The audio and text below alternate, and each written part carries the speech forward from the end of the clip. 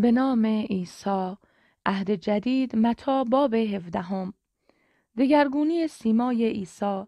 6 روز بعد عیسی پتروس و یعقوب و برادرش یوحنا را برگرفت و آنان را با خود بر فراز کوهی بلند به خلوت برد. در آنجا در حضور ایشان سیمای او دگرگون شد. چهرهش چون خورشید می درخشید و جامه‌اش همچون نور سفید شده بود. در این هنگام موسی و ایلیا در برابر چشمان ایشان ظاهر شدند و با عیسی به گفتگو پرداختند. پتروس به عیسی گفت: ای سرورم، بودن ما در اینجا نیکوست. اگر بخواهی 3 سرپناه می سازم، یکی برای تو، یکی برای موسی و یکی هم برای ایلیا. هنوز این سخن بر زبان پتروس بود که ناگاه ابری درخشان ایشان را در برگرفت و ندایی از ابر در رسید که این است پسر محبوبم که از او خوشنودم، به او گوش فرا دهید. با شنیدن این ندا شاگردان سخت ترسیدند و به روی خاک افتادند.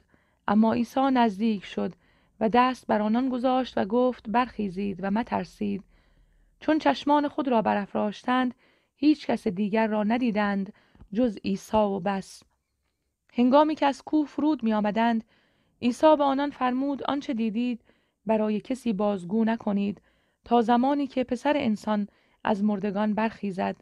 شاگردان از او پرسیدند: چرا علمای دین میگویند که نخست باید ایلیا بیاید؟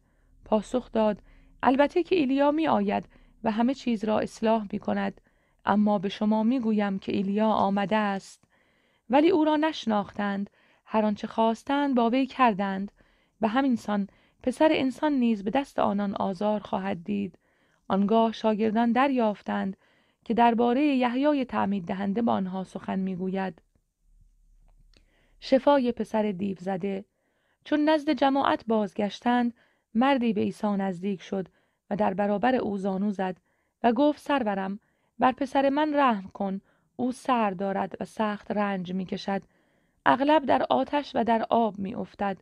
او را نزد شاگردانت آوردم ولی نتوانستند شفایش دهند. عیسی در پاسخ گفت: ای نسل بی ایمان و منحرف، تا به کی با شما باشم و تحملتان کنم؟ او را نزد من آورید. پس عیسی بر دیو نهیب زد و دیو از پسر بیرون شد و او در همان دم شفا یافت. آنگاه شاگردان نزد عیسی آمدند و در خلوت از او پرسیدند: چرا ما نتوانستیم آن دیو را بیرون کنیم؟ پاسخ داد: از آن رو که ایمانتان کم است. آمین به شما میگویم اگر ایمانی به کوچکی دانه خردل داشته باشید می توانید به این کوه بگویید: از اینجا به آنجا منتقل شو و منتقل خواهد شد و هیچ امری برای شما ناممکن نخواهد بود. اما این جنس جز به روزه و دعا بیرون نمی رود. دومین پیشگویی عیسی درباره مرگ و رستاخیز خود. هنگامی که در جلیل گرد هم آمدند عیسی به ایشان گفت: پسر انسان به دست مردم تسلیم خواهد شد. آنها او را خواهند کشت و او در روز سوم برخواهد خاست. و شاگردان بسیار اندوهگین شدند. سکه در دهان ماهی. پس از آنکه عیسی و شاگردانش به کفرناهوم رسیدند مأموران اخذ مالیات 2 درهم نزد پتروس آمدند و گفتند: آیا استاد شما مالیات معبد را نمی پردازد؟ او پاسخ داد: البته که می پردازد.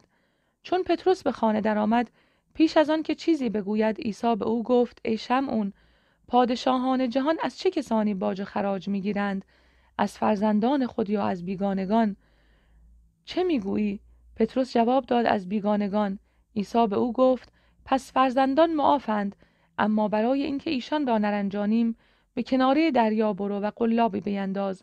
نخستین ماهی را که گرفتی دهانش را بگشا.